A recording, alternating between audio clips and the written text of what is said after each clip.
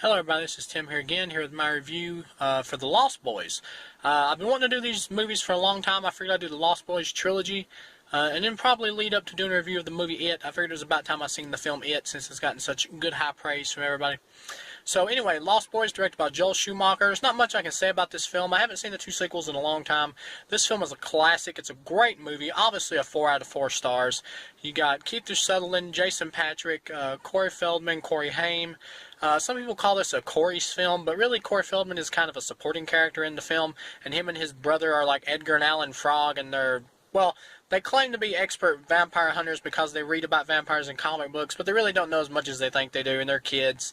And Corey Haim and his brother moved to Santa Carla, which is like the murder capital of the world, and they're there with their they're there with their grandpa, who is really funny in the film. He has like a part of the refrigerator with stuff that belongs to him labeled Old Fart, which I thought was hilarious. He just pops in and out of the movie. He provides good comedy in between parts of the film. One thing leads to another, and then you got Jason Patric, who plays Michael. He goes around town. His mom wants him to find a job. He ends up hooking up with this gang of vampires, and you got Jamie Gertz, who's this hot chick, and she's got this little kid with her, and he hooks up with this gang of vampires led by Kiefer Sutherland, and named David. And there's also the dude from Bill and Ted, Alex Winter, who's in this. It's cool to see him there. It's the only other film I've ever seen him in.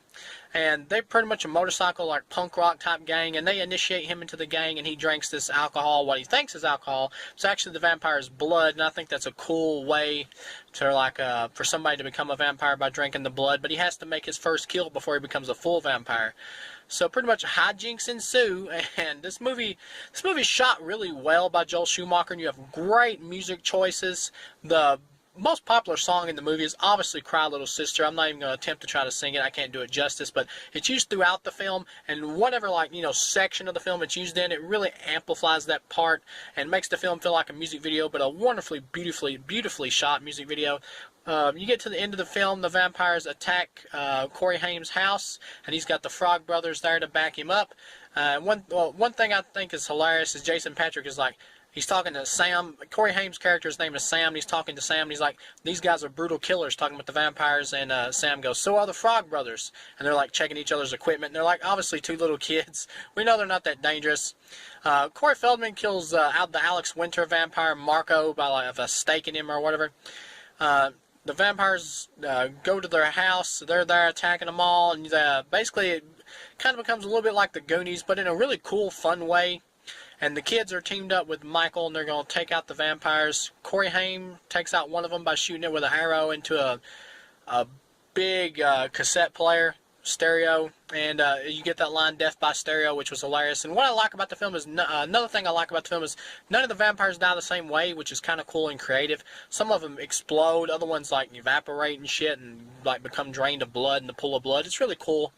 There's this one who attacks Corey Feldman, and the guy that plays his brother. I think the guy that plays his brother is Jameson Newlander, and it attacks him. They knock him into, well, the dog, Corey Haim's dog, comes flying in the room and like jumps at the vampire and knocks him into the bathtub filled with holy water and kills him, which is hilarious because when it comes to the climax, Corey Feldman's character and his brother really don't take out that many vampires, really. And they throw holy water in the guy's face, and they do help, but they don't really take out any of the vampires, really. Corey Feldman takes out Marco, but that's about it. So it's really hilarious at the end of the movie because they're like, how much you think we should charge the family for this, which I thought was hilarious. And you get the showdown between Jason Patric and Kiefer Sutherland's character, and it's a pretty decent fight. The special effects are a little dated with the flying, how they're flying through the air at each other and tackling each other through the air, but at the same time it holds up in a really cool way, and because the movie's so stylish, it just looks so good, it doesn't bother you when you watch it. He impales Kiefer Sutherland's character on some deer antlers. He doesn't explode or anything, but there's smoke coming off of him, and he's like screaming in pain, and he falls over, and you get that epic song, Cry Little Sister, playing. Which is really awesome. I heard that they didn't have him explode or anything. That way they could bring him back for a sequel if there was one, which is really weird because I'm surprised they never did a sequel to this movie, or that it took them so long. This is an extremely popular film. If you look this film up, it has good ratings like almost everywhere. It's a very popular film. But for some reason it took them a long time to make a sequel, and I'm really surprised about that. And then you find out the head vampire. You have to kill the head vampire in order to turn back into normal. Jamie Gertz is like her character's name is Star, and she's fell in love with Michael, Jason Patrick's character. And her and the little boy are, a little boy named Laddie are still half vampires like Michael because they haven't made their first kill yet. But they have to kill the head vampire in order for them to turn back into normal. And you find out the head vampire is actually a guy who was trying to hook up with their mom so he could like introduce a mother into the family of vampires. And at the end of it, he reveals himself, and the grandpa shows up in a hilarious scene and busts through the door in his vehicle, causing a flying stake to go right into the dude, pin him to the fireplace, and he blows up in this really cool scene.